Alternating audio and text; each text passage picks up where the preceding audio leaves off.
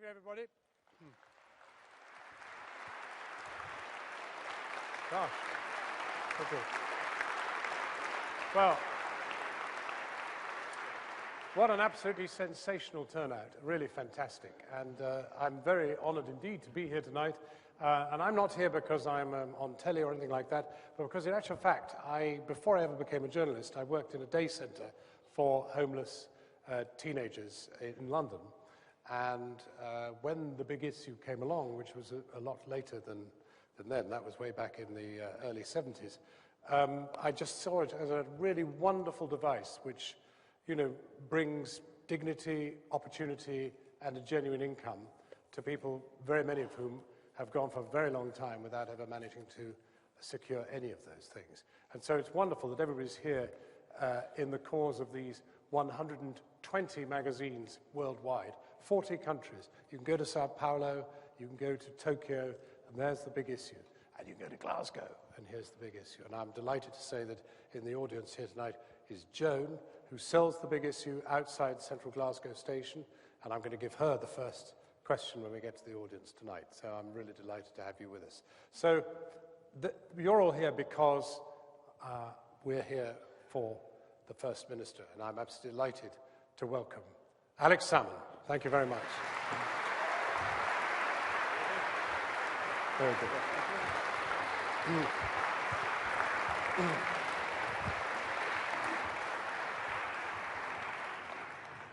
We're very lucky, Alex, because the primary school you went to had a number of surviving teachers, one of whom was Mrs. Henderson, and Margaret Henderson. And she says of you... Is she here? Alas, I don't think she is here tonight, but I would have got her here if I'd known you were interested in trying to meet up with her. But no, what Margaret Henderson said was you were a very untidy boy, but very bright. Well, we'll leave the bright bit. But are you still untidy? Yes. Are you? There's an evasive political answer for you. No, that's yes, I've been untidy all my life. It's very interesting because for an untidy man, you're an incredibly focused man. Well, I'm probably compensating in some way, but you have to be organised in a political life.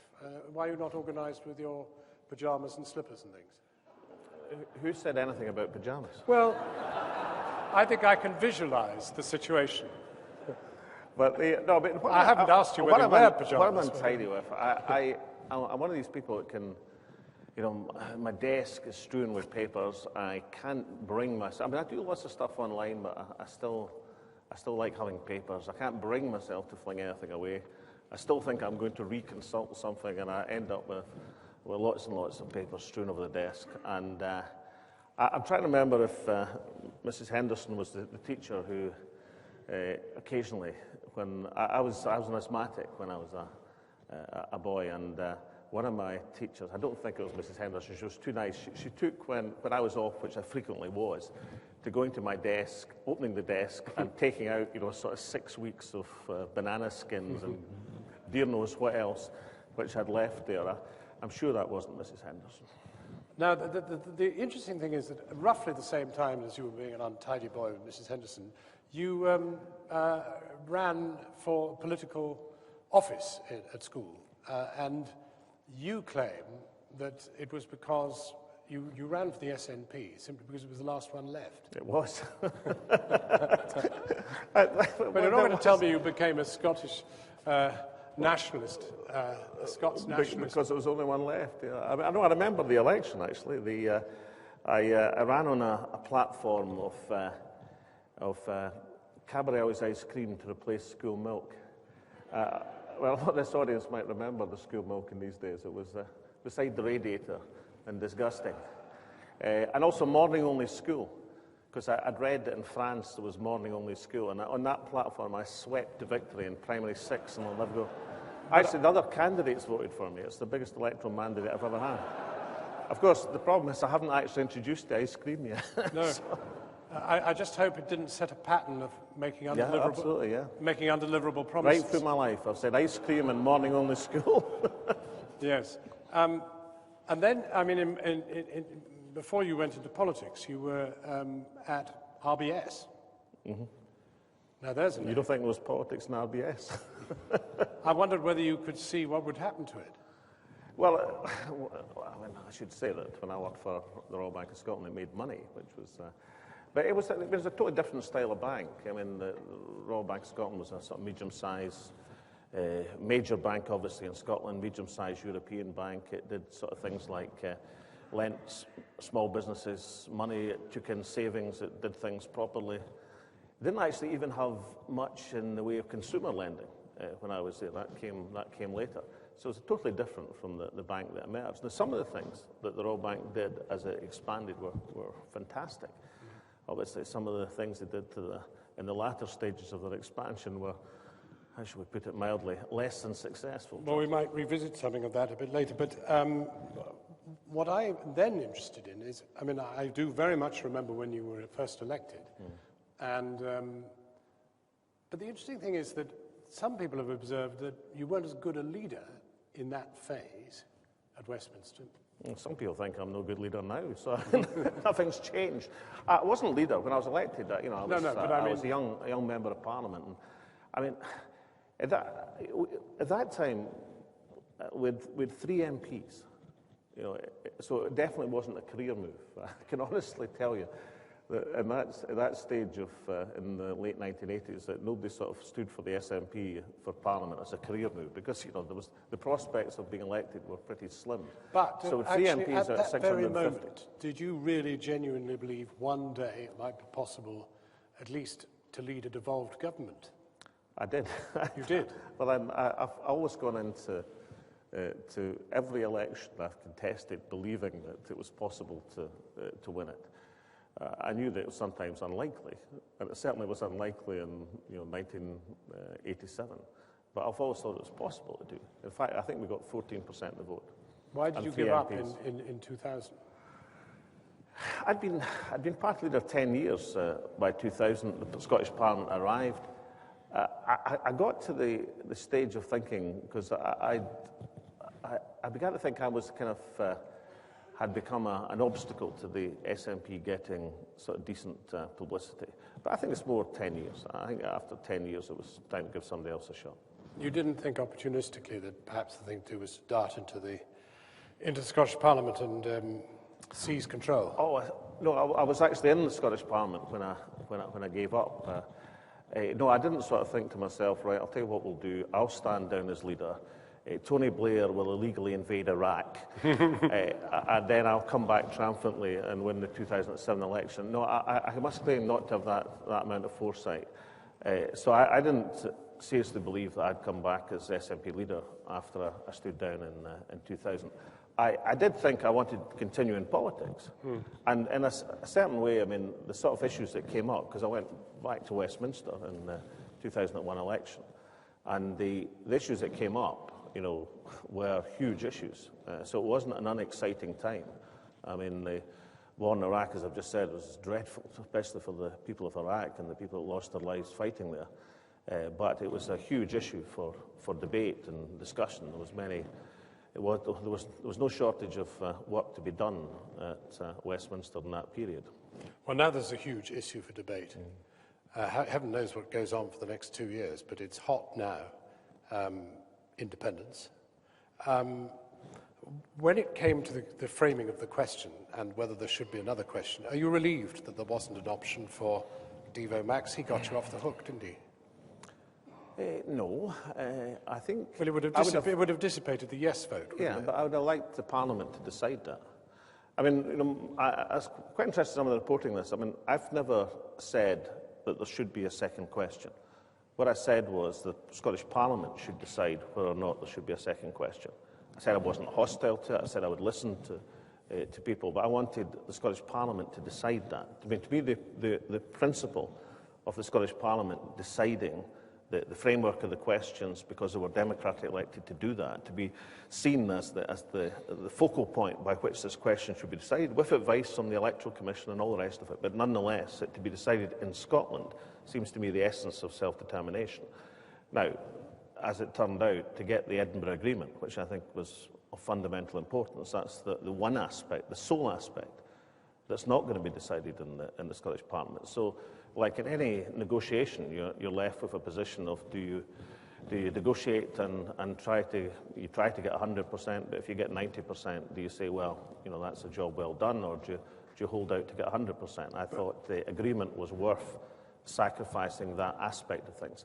And I also think it would have been strange, although I believe absolutely that the Scottish Parliament should have had the right to decide whether one question or two.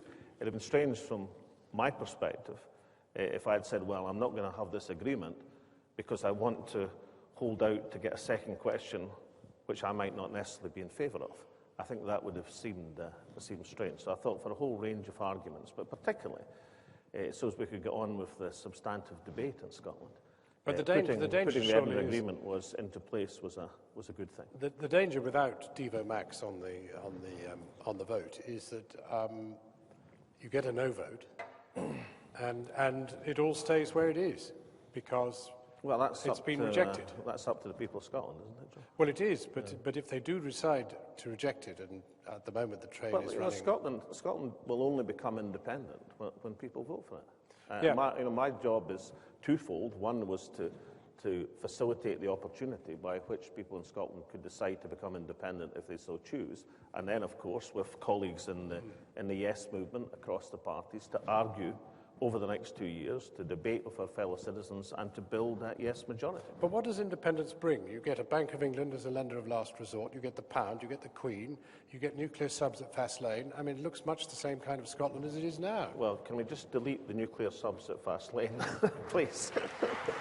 Well, hang on a minute. You're signed up to NATO, and that's full of nuclear stuff. Well, there's 25 out of the 28 countries in NATO do not have nuclear weapons. But unfortunately, the one you live next door... I'd like to make that 26. But unfortunately, the one next door has got them. Yeah, well, I can't dictate to the Westminster Parliament or to the American government or to the French government, the three nuclear powers in NATO, whether or not they should have nuclear weapons. I can say, in my view, they shouldn't, but I can't dictate it.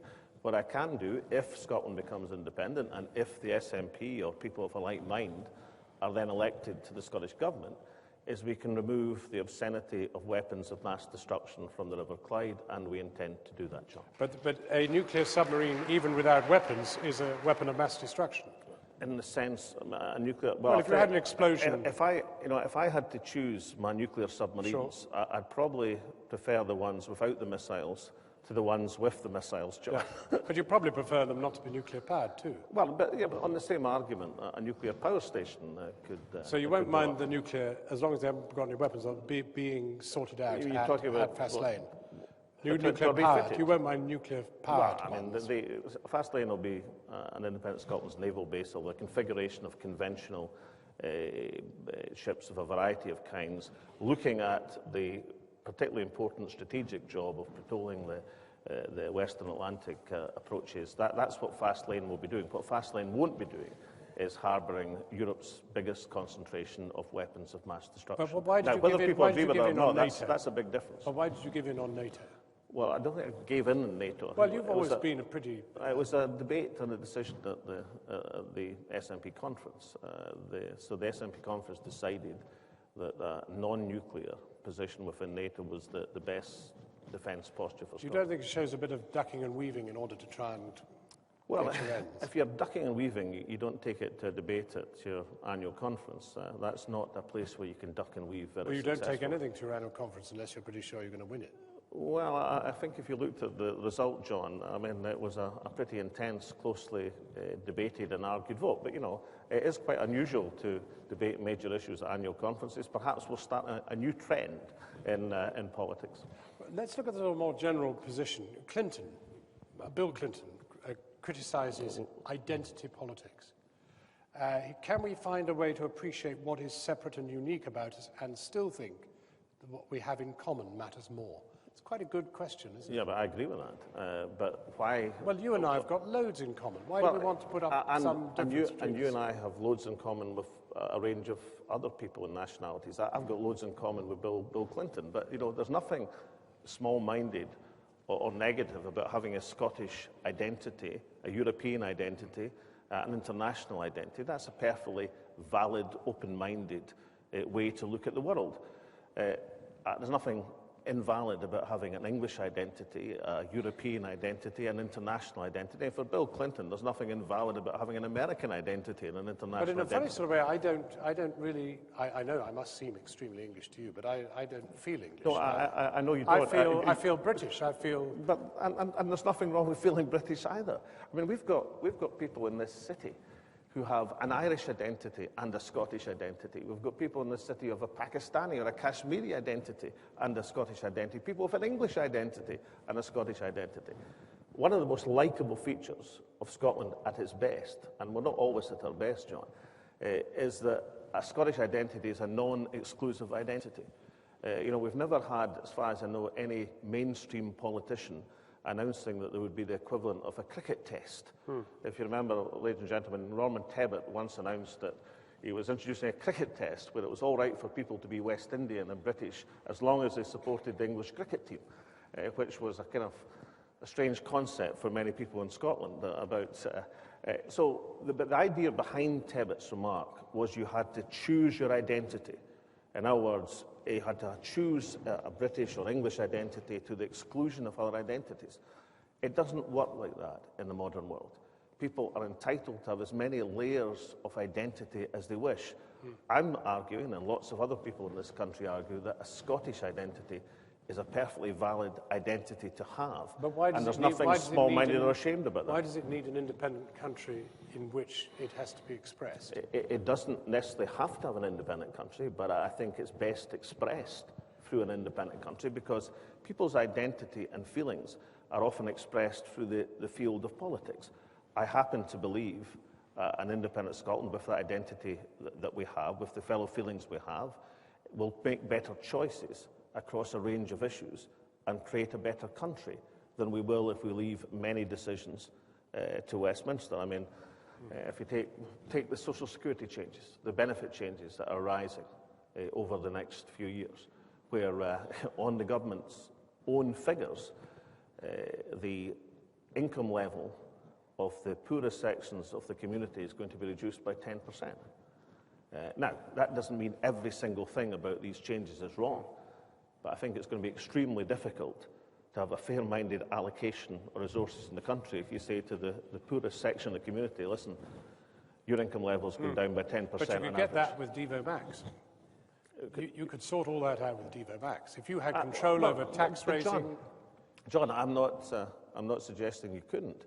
You could certainly, if you had control, you're quite right, if you had control over the economic levers, over taxation, over the resources of the country, yes, you could run a different approach to social security. But of course, you still have your weapons of mass destruction on the River Clyde. But what would you say to somebody here who wants Devo Max but doesn't want an independent Scotland?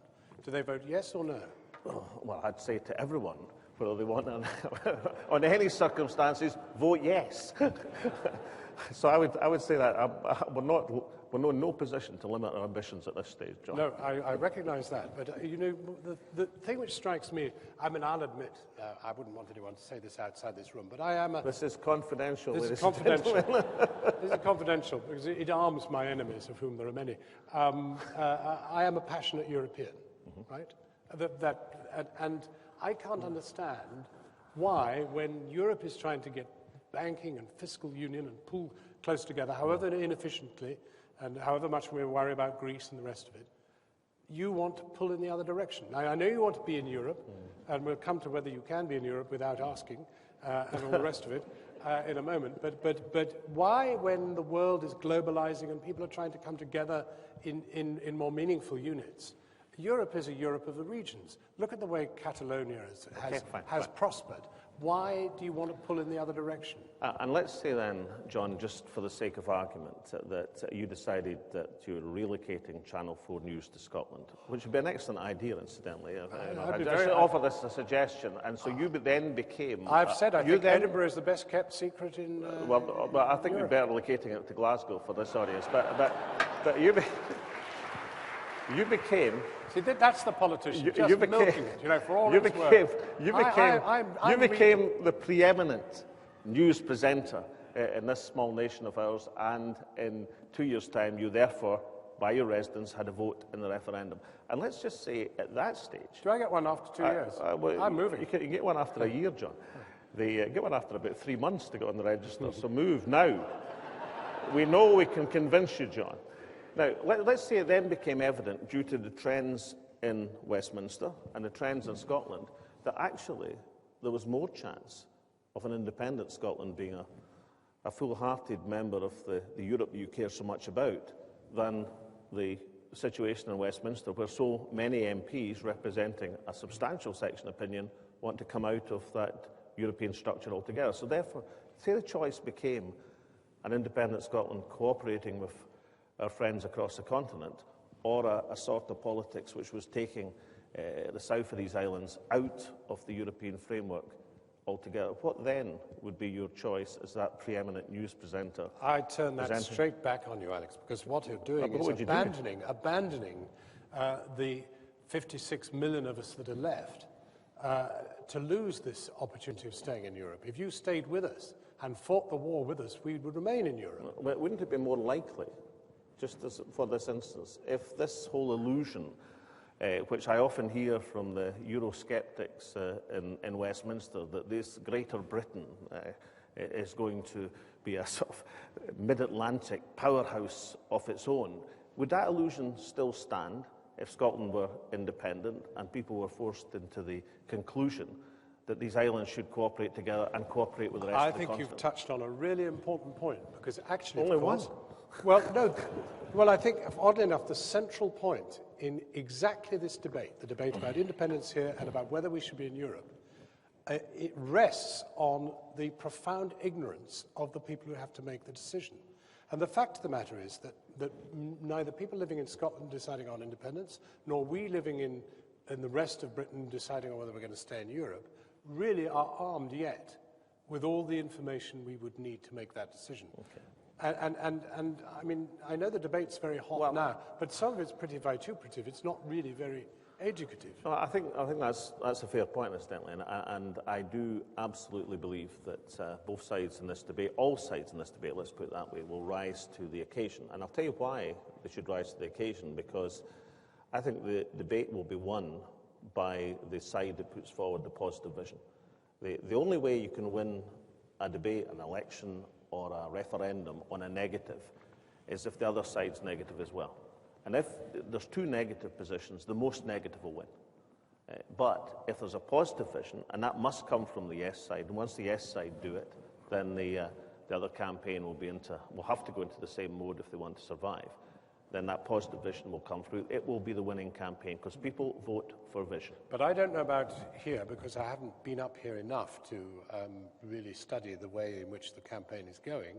And of course, it's still early days, in a sense. Incredibly early days. But if we look at the European issue, we've never, ever, since 1974, ever had a sensible conversation politically about Europe. You're not talking about you and me, you're talking about generally. No, I mean generally. Yeah, well, I think that's it's a Yaboo conversation. Yeah, and then obviously we have to rise above the Yaboo. But maybe because obviously the independence debate will touch on European issues to an extent. Maybe by proxy that debate will start in Scotland. Let me take you to what I call the Yugoslav question.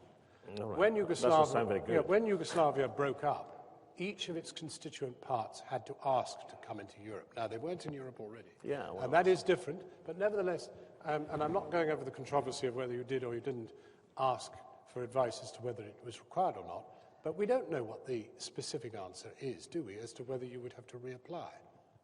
Well, the position about being in Europe for 40 years is rather important, John. There's several aspects of argument, but several aspects I think can be put beyond argument. We've been part of the European Union for 40 years. We are European citizens, as well as citizens of the United Kingdom, as well as Scots. The idea you can be deprived of that European citizenship is nonsensical. And I'll go further. Nobody actually seriously believes that Scotland wouldn't be part of the European Union.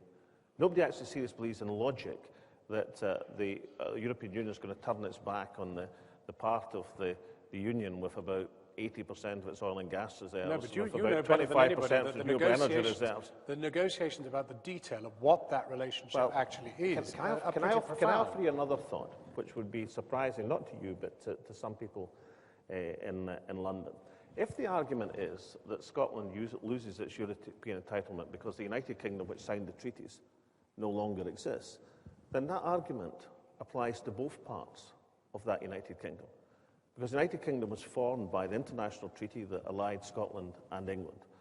If that treaty is dissolved, as it would have to be by agreement post the Edinburgh Agreement, it's not a secession we're talking about, it's an agreement that's been enshrined in the Edinburgh Agreement that both sides will accept the result of the people.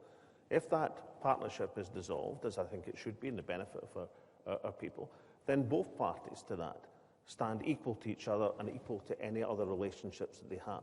So those people who actually are arguing for their own purposes, and this is just a game. No, I think you're describing a pretty gloomy situation in which you suddenly have both parts of Britain having to renegotiate their relationship with Europe. But that is not the position of people who are arguing that Scotland will be excluded.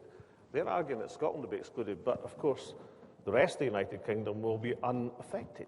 And that is a nonsensical position, and therefore the reality is that both parts of what was the United Kingdom will be within the European Union. They'll have to negotiate their position, certainly, but they'll negotiate the context from within the structures of the European Union, and that will be the practical answer to it. Incidentally, the legal mind who first argued that point was Lord Mackenzie Stewart, who was the only Scot who ever chaired the European Court of Justice. Now, my memory of this is that he was actually, when he retired, asked for an opinion by the Conservative Party. And then when he gave that opinion, which basically said, look, both parts of the country will be in the same boat, then they decided not to publish it. I need change in recent circumstances. We must FOI it at once. I know, that's what I'm going to say. We'll FOI it and see what was actually said. Well, now, let me ask you this then. The Institute for Fiscal Studies, a respected organisation in London, is giving you great comfort. It's publishing this report, which states quite clearly that an independent Scotland initially would be viable. But what happens when the oil runs out? Right, well, let's take the first part of that. Let's take that as read. Oh, that's good. Right, it's read. Well, Ladies and gentlemen, the Institute of Fiscal... I really say this because not all, actually no any, of our political opponents in Scotland have been known for accepting that particular point. Well, but how long the short term is not stipulated by that report. We'll come at that in a second or two. But nonetheless, let's just take the thing as read and established that the IFS report published earlier this week consolidated the Scottish Government's argument that the fiscal position right now in Scotland is stronger than the fiscal position of the UK as a whole. And that's quite an important gain in this debate.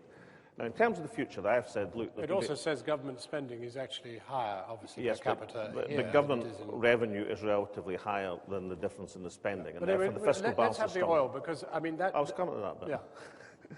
Well, the IFS says, look, there's going to be a big challenge in the future because oil revenues are inevitably going to decline. Now, I want to dispute this and try and dispute it in logic that stands up to some examination.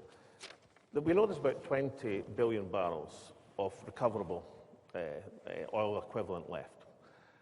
And if you assume that oil is going to be $100 a barrel, which is not an unreasonable assumption, most people would say it's going to be a lot higher than that, then that equates to £1.5 trillion of value over the next 40 years or so. Over the last 40 years, the value in the same terms of the oil and gas that's been extracted to date is 50% less than that. It's £1 trillion. So £1.5 trillion in the future, £1 trillion over the last 40 years. Now, okay. Have you factored in American fracking? That would affect the gas price, John, but unless they invent a new fracking process, it's not going to affect the oil price, which is about 90% plus of the value of what we're talking about. No, but you can see people trying to... Incidentally, this fracking business is very interesting because the gas price has soared in Europe over the last 5 years. But oil is where the value is in terms of that. Now, I'm just saying, look, if you've got £1.5 trillion of value over the next 40 years, and you only had £1 trillion over the last 40 years, yes, of course, the taxation system can be different from field. Yes, of course, it can be smaller fields. But the argument that the oil is A, running out, B, is of low value, I think is nonsensical. The first time I ever heard, I was going to say respected, London journal argue that oil was about to run out was The Economist magazine, who in an article, I think I'm right, in 1982, confidently declared there was only 20 years of oil remaining in the North Sea at production levels. And, 10 years after that, we know there's at least 30 or 40 years left. So I just dispute that central assumption. The next thing I'd like to say, if man doesn't live by bread alone in Scotland, the people of Scotland don't live by oil and gas alone. We've got massive natural resources, certainly. We've got massive renewable resources to come in energy. We've got massive resources in terms of our land mass and the ratio to population. But our most important resource, the resource that will ensure the prosperity of this country if we put our minds to it, is our human resource. It's our people. That is the resource of Scotland that really matters. Right. Could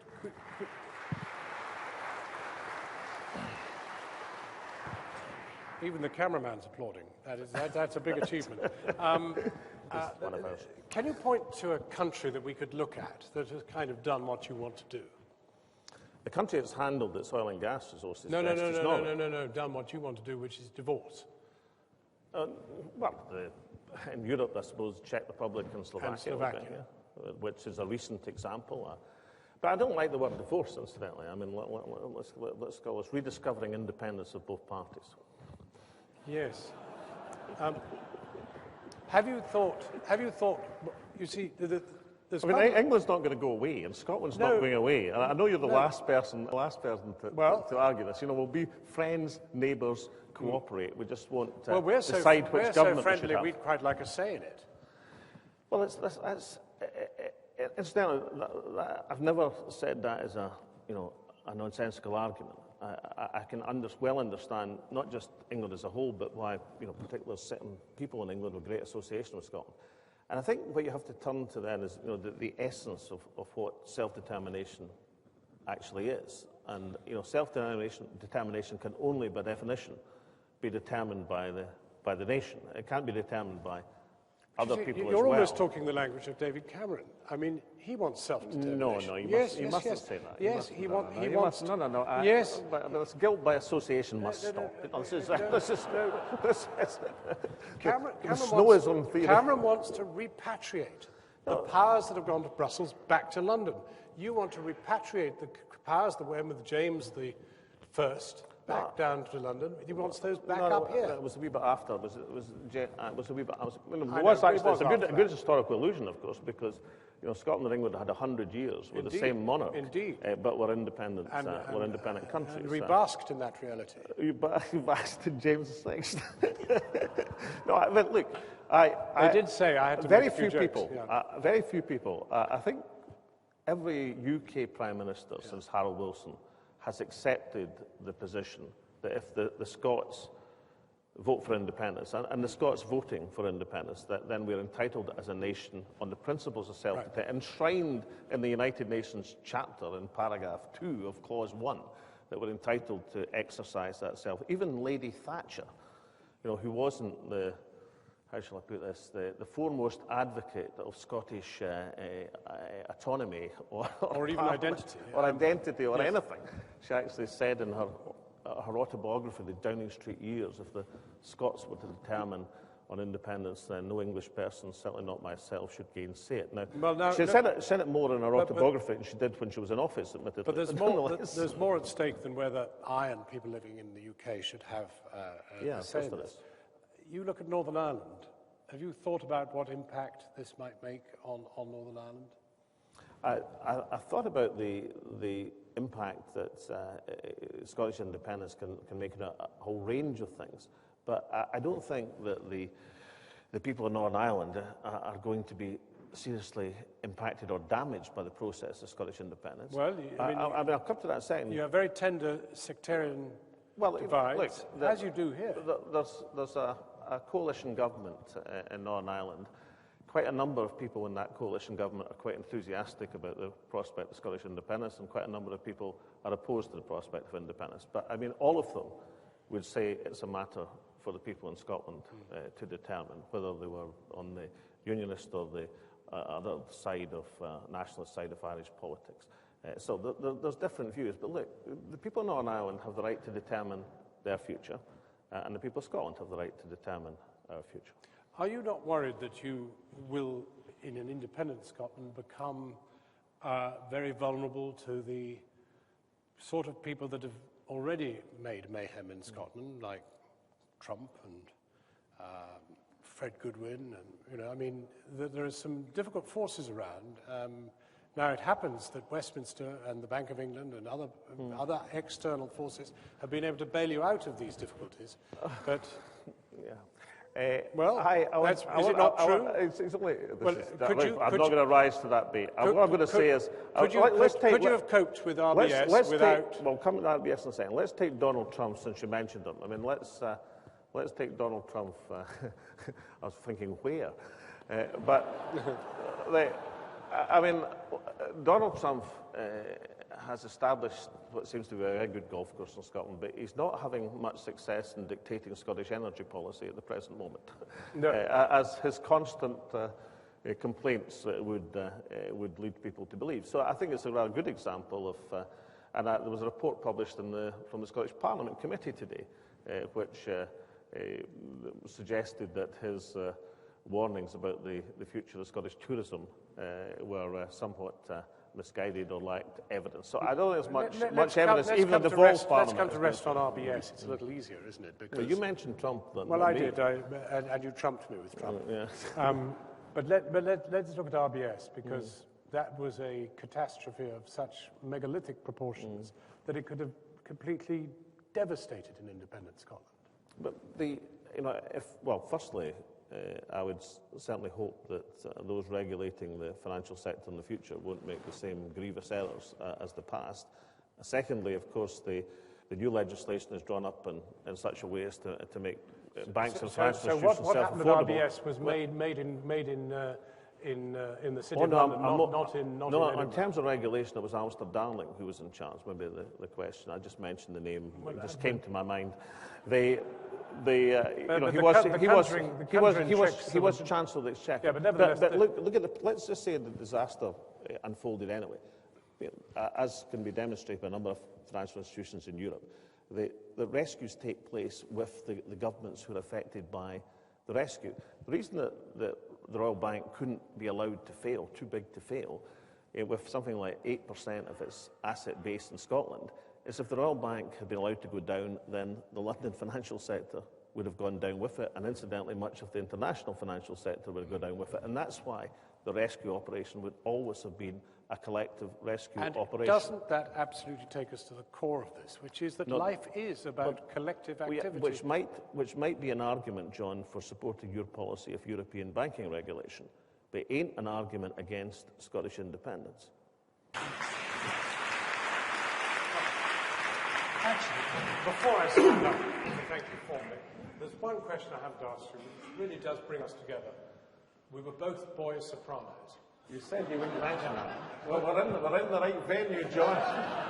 Oh, for the wings of a dove. No. You can. Okay, well, there we are. Listen. We didn't get. I'll tell you something. Front of this gorgeous Baroque Morris Taylor organ, installed only in 2010, the First Minister did not sing. But I'll tell you one thing. I went on to, years ago, I went on to Have I Got News For You. And obviously, if you go on to Have I Got News For You, you must be prepared. You've probably been on it, John. I have, unfortunately. Yeah, you must be prepared to be teased. And so they set up a recording that I made some years ago with Anne Gillis, an incredibly talented Gaelic singer, and that we'd sang the Rowan Tree in a duet. And there was some fetching camera shots of us singing in this booth. Anyway, the point I was going to make was that Ian Hislop and Paul Merton, absolutely thought this would be a killer blow, to have this. But the audience in Have I Got News For You liked it. And they didn't like it necessarily because it's the best singing, certainly for me, they'd ever heard. What they liked about it was the world loves a trier. And that goes even for Have I Got New audiences in England and in Scotland. Well, before I formally thank Alex Salmond very warmly, I'd just like to thank the Herald for sponsoring this tonight. they've been really tremendous, and as have other sponsors. The Strathclyde University Business School, 999 Design, Tinopolis, Creative Colour Bureau, but also to be allowed in this wonderful Barony Hall, as I say, with this incredible organ. Another disappointment is it hasn't been played tonight, but we'll fix that next time. Also to say that there is a follow-up debate for Better Together with Alistair Darling, who's going to be here on the 6th, being quizzed by Alan Taylor. There are a few tickets left. Hurry while stocks last. You can find out from people who are here now, or you can go to the Strathclyde website, I think, and find it. But I have to say, sitting here, genuinely, looking out, I have seen a sea of really interested faces. And that's a wonderful thing at a political event, which inevitably this was bound in some sense to be. A human event, but also a political event. And I really, particularly on your behalf, would like to thank Alex Salmond for fielding, pretty soft stuff, I agree, but being a real sport and for really giving up a lot of time to be here tonight. So thank you very, very much.